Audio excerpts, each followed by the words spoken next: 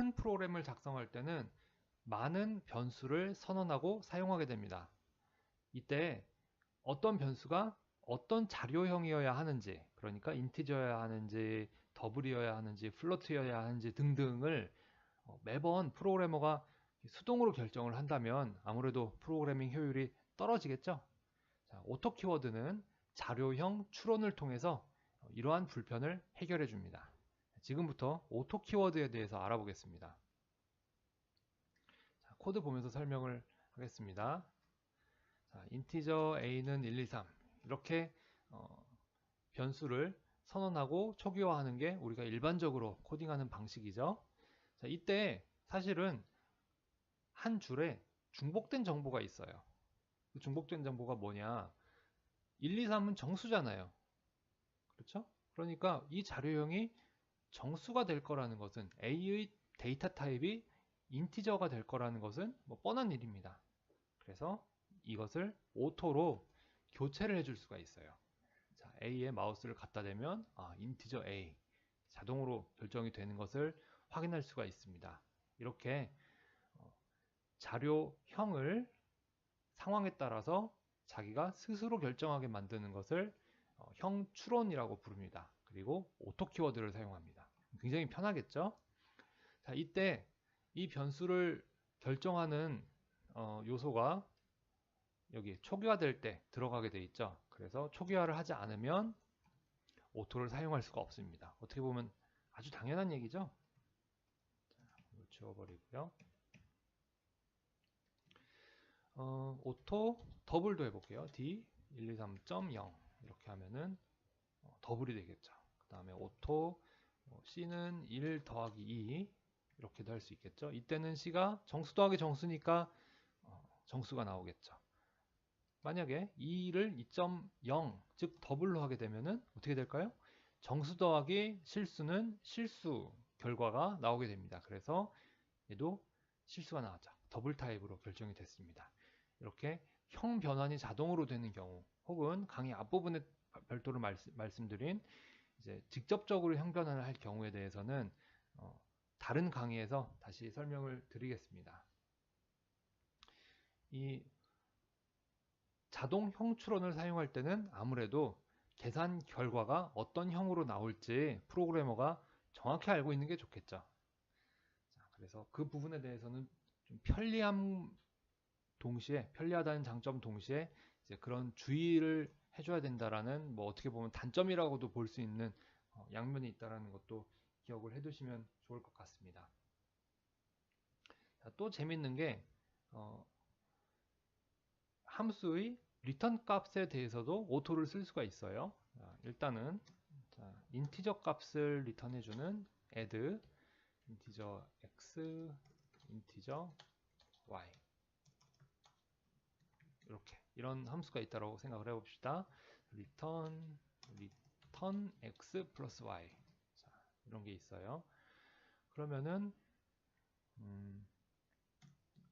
auto result add 1 더하기 2 이렇게 할 수 있겠죠. 그러면은 1과 2가 들어가서 여기서 더해지면은 인티저가 나오고 그 나온 값이 리절트에 들어가게 되니까 오토에 의해서 리절트가 인티저라는 게 자동으로 결정됐습니다. 이것도 굉장히 편하죠. 왜냐하면 이 함수의 리턴 타입이 뭔지 매번 외우고 있을 필요가 없거든요. 그리고 올라가서 찾아볼 필요도 없거든요. 그래서 이렇게 사용하는 것도 굉장히 편하겠죠. 근데 여기서 더 편한 게 있어요. 자, 상식적으로 생각을 해봅시다. 인티저 2개가 들어왔어요. 그리고 인티저 2개를 더해요. 그러면은 리턴 값은 당연히 인티저잖아요.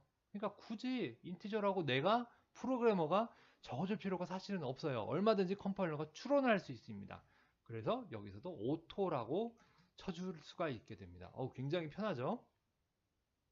자, 그럼 여전히 리절트는 인티저 타입으로 결정이 되어 있습니다. 자동으로 결정이 됐죠? 자, 여기서 x하고 y가 둘 다 인티저인데 더블로 강제 형변환을 한번 해볼게요. 그러면 정수하고 실수를 더하게 되면은 실수로 형변환이 되기 때문에 오토가 볼 때는 얘네는 실수겠구나, 더블이겠구나를 알 수 있고 그 결과 리절트 변수 역시 더블로 자동으로 결정이 됩니다. 정말 편하죠? 그러면 여기서 여러분들은 한 가지 또 생각을 해보실 거예요. 얘네도 오토로 못 바꾸나요? 이렇게 오토로 못 바꾸나요? 안타깝게도 물결 표시가 나오면서 안 된다 이렇게 나오네요. 그리고 또 한 가지 더 안타까운 거는 그냥 오토는 여기서 쓸 수 없어요. 오토 is not allowed here. 이 정도로 나오고 자세한 건 설명을 안 해주고 있죠. 자세한 건 제가 설명해 드릴게요. 자, 오토는요, 이 상황에 따라서 어떠한 계산 과정을 거쳐서 나오는 거기 때문에 얘는 데이터 타입이 뭐예요? 그러니까 변수를 선언할 때 이 데이터를 담을 변수를 선언할 때 형이 이렇게 됩니다 라는 건 할 수 있어요. 근데 여기서 지금 여러분들이 원하시는 건요, 그냥 1, 2를 넣는 게 아니고 여러분 마음속에 진짜로 원하시는 거는 다른 거예요. 어떤 거냐? 1, 2를 넣을 때 1.0, 2.0 뭐 이런 걸 넣는 걸 원하시는 거잖아요. 그죠? 그러니까 형을 마음대로 막 넣고 싶은 거잖아요. 다양한 형에 대해서도 add 함수가 자동으로 정의가 되길 원하시는 거잖아요. 자, 헷갈리시니까 하나 더 보여드릴게요. 자, 인티저.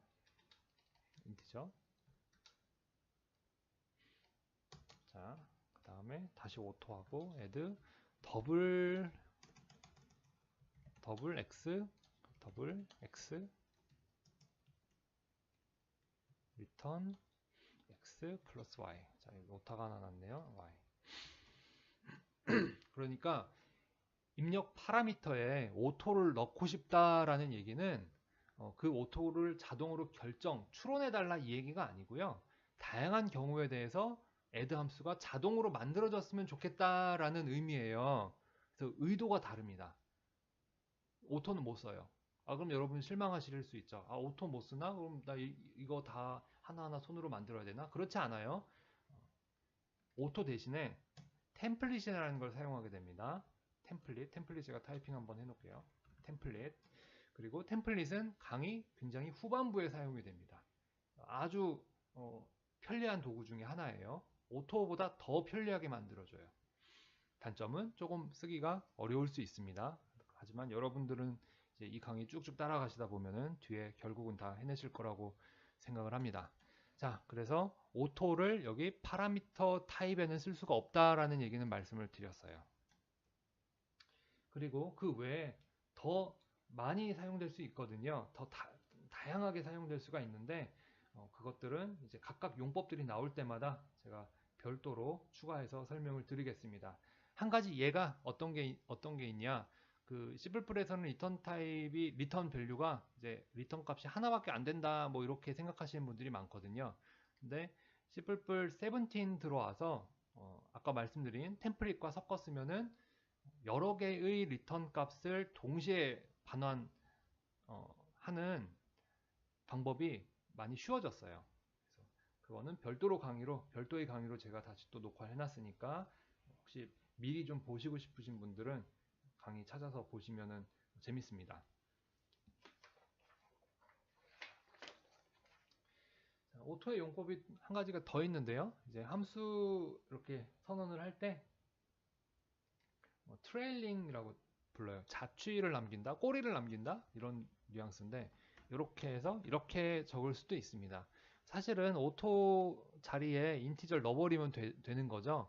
그런데 굳이 앞에 오토를 넣고 뒤에다가 이렇게 화살표 넣어서 인티저를 할 필요가 있나 이렇게 생각하실 수 있어요. 그리고 사실입니다.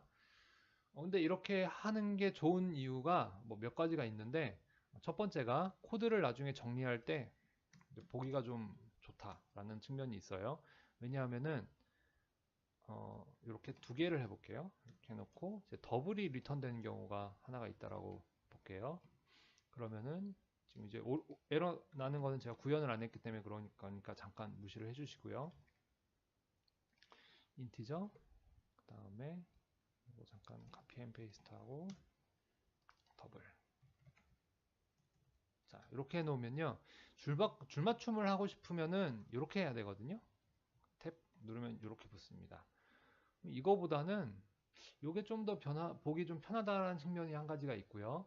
둘째로 함수를 설명할 때 입력이 뭐고 출력이 뭐다. 입력이 뭐가 들어가서 출력이 나온다 라는 개념으로 설명을 많이 하잖아요. 그래서 얘가 들어가서 얘가 나온다. 이렇게 보면은 또 이게 좀 보기 편한 측면이 있죠. 자, 그래서 그 트레일링 리턴 타입 이렇게 정리하는 방법에 대해서도 말씀을 드렸습니다.